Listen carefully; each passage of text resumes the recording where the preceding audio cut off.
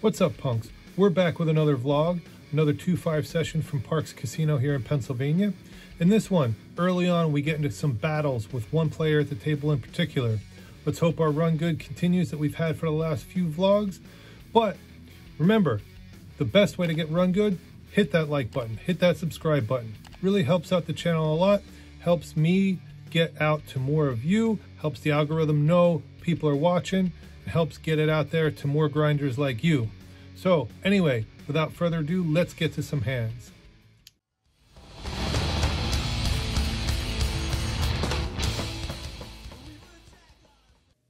This first hand of the evening, we look down at King Jack offsuit in middle position. Under the gun limps, we make it 20 to go. Cutoff, big blind, and under the gun all call, and we're off to a flop 4 ways with $82 in the pot. We see a decent flop of Queen 10-6 with the Queen and the 10 of spades. This gives us an open ender and a backdoor flush draw, and when under the gun checks to us, we see no reason to ease off the gas, so we lead out for $35. The cutoff and the big blind both fold, but the under the gun is not deterred and makes the call. With 152 in the pot, we go heads up to a turn of 3 diamonds. Under the gun checks to us again. Since we didn't improve and we've been the aggressor the whole way, we size up to $85 here to try and take the pot down now. Under the gun has different ideas and makes the call once again. Danger, warning. Danger, warning. Now with 322 in the pot, we are looking to improve, and the turn brings us the 8 of clubs. We miss everything and the villain checks to us. We check back since I don't think there is any amount we can bet to make her fold, and she turns over Queen 9 of clubs. We tap the table, we say good hand, and store that in the memory banks for later. A short time later, we wake up in middle position again with pocket queens. Under the gun, who is the woman from the first hand, limps again. We make it $20 to go, and see calls from the button and under the gun player. We're headed to a flop 3 ways with 67 in the pot, and we see Ace King 4. Terrible flop for us, as it is highly likely that one of these 2 players has an ace or a king in their hand. When it checks to us, we check in flow and the button checks behind. This is encouraging since I would expect the button to bet if he had ace or a king. So when the turn falls, the king of clubs, this isn't as bad a card for us as we might think initially, because it makes it that much less likely that one of my opponents has a king. When it checks to me, I bet about half pot for $30. The button folds rather quickly, but when it gets to the other gun player, she just smooth calls. This is a big red flag for me. It's time to stop. It's time to stop, okay? No more. We are now heads up with 127 in the pot, and we see the 6 of clubs on the river. With this not being a queen, we have no plans to put another dollar in the pot. Under the gun now leads for $40, and we insta-fold, as we know we are 100% beat here. The villain then proudly shows the king of hearts, as if I didn't already know that she had a king. This is just another one from the memory banks, and we are now 0 for 2 against this player early in this session. The very next hand, we are under the gun +1, and we see a slight upgrade from the last hand when we look down at pocket kings. When the action is on me, I raise to $20 as I have every other hand. It folds the hijack player, who 3-bets me now to $70.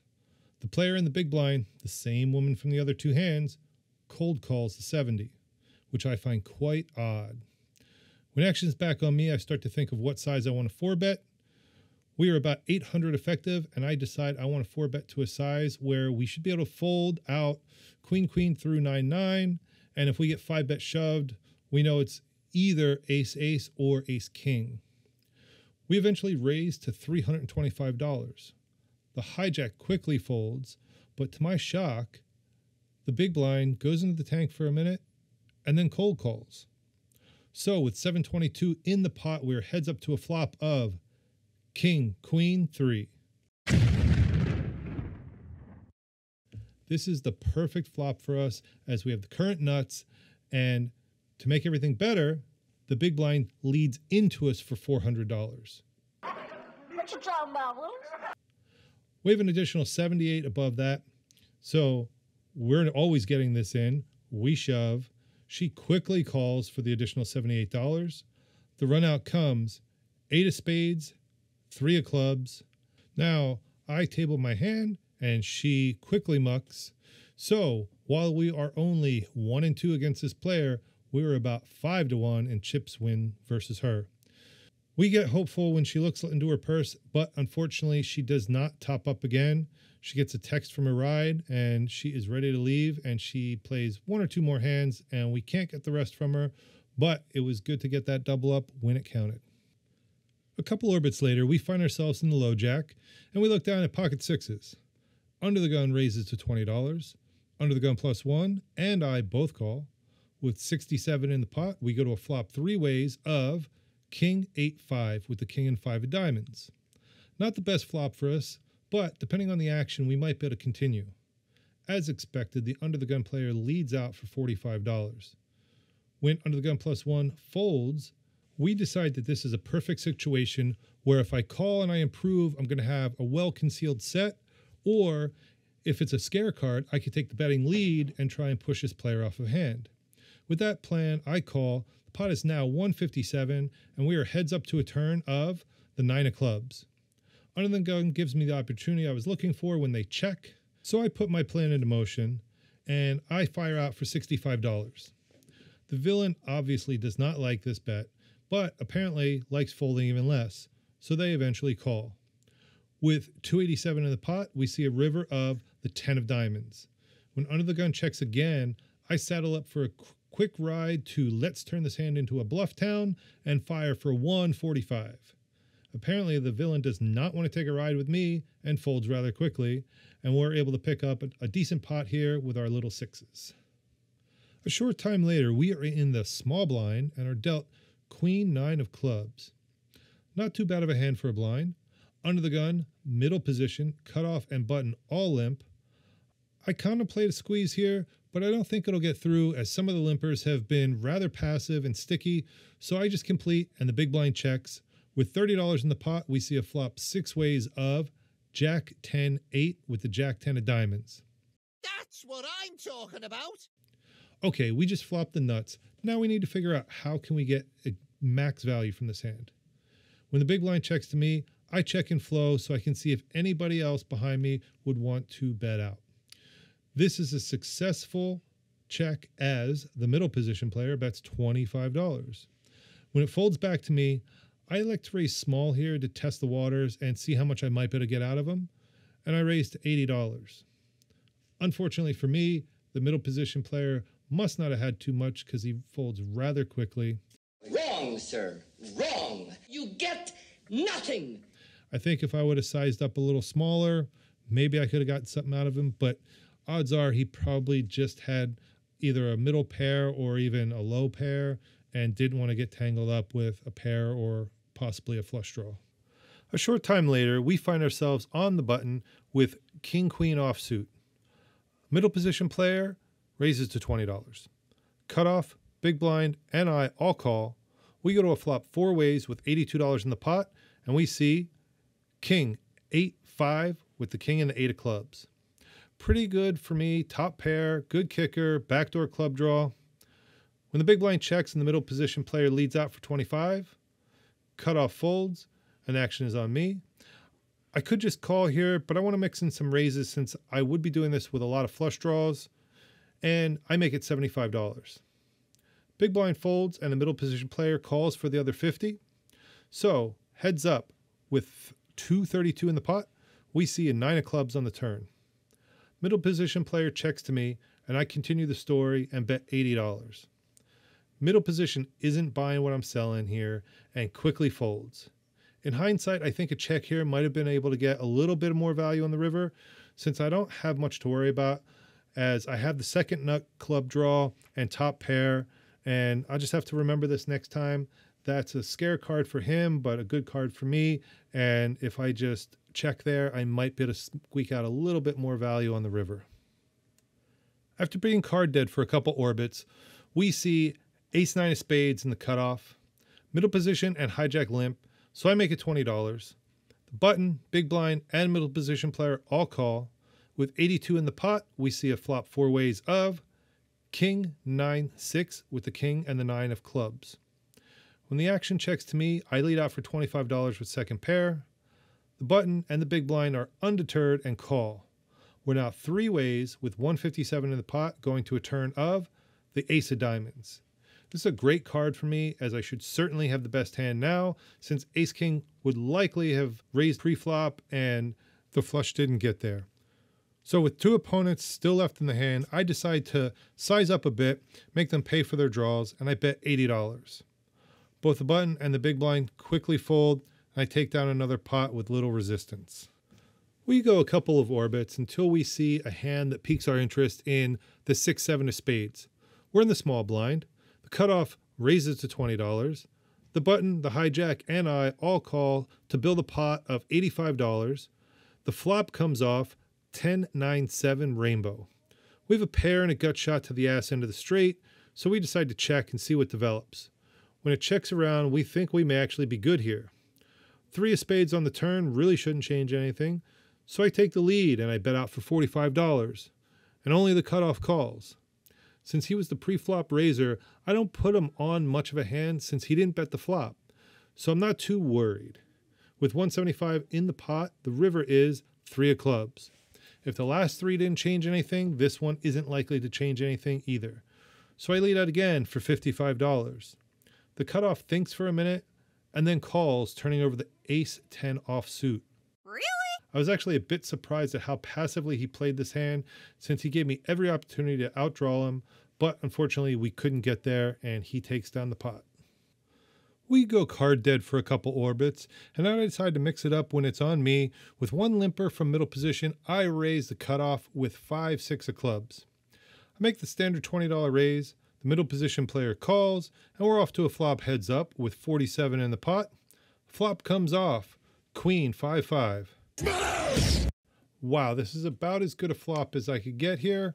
So when middle position player checks to me, I check behind to set the trap. We see a turn of the jack of diamonds. Middle position player takes the bait and bets $30. I could take the aggressive route here and raise to protect against what's now 2 flush draws out there, but I've just got this hand so locked up that I really shouldn't be pushing it here when I have somebody on the line. If I raise, he's likely going to fold a 1-pair hand, and I can probably get more on the river if I can get a clean river. With 107 in the pot, the river is the 7 of spades. Perfect brick I was asking for, and now to make things even better, the middle position player leads out for $90. I interpret this as the middle position player being pretty strong, and I think I can go ahead and overbet the pot here, as I would with all my busted flush draws and other kind of weaker hands. So I raised to 325.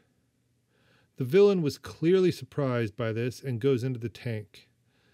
He's thinking, and I'm certain that as he's going about his thinking process, that I'm good. But unfortunately for us, the villain decides to fold and says he folded top 2 pair. What the hell? And I'm actually pretty shocked that he was able to lay this down, especially since all the flushes bricked out. But good on him for being able to sniff it out. And now that we have a mental note on him that we can push him off some strong hands in the right spot, we'll try and put that to use later. Once again, we wake up with a good hand in the small blind when we look down to see ace-queen offsuit. It folds to the button, who opens for $20. 20 is not going to be enough for us, so we make it 85 to go. The button thinks for a moment and decides on a call. With 175 in the pot, we go to a flop, heads up to see jack 8-4 rainbow. We completely miss, but since we have the betting lead, we're not going to give up here, and we lead out again for $85.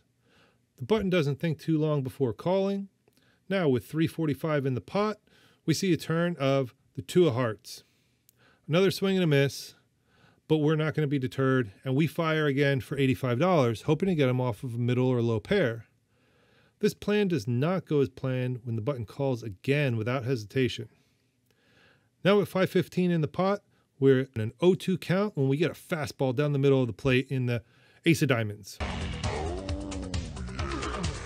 Now I check to see if I can induce a bet here and avoid getting raised off a hand that I have a really good showdown value for.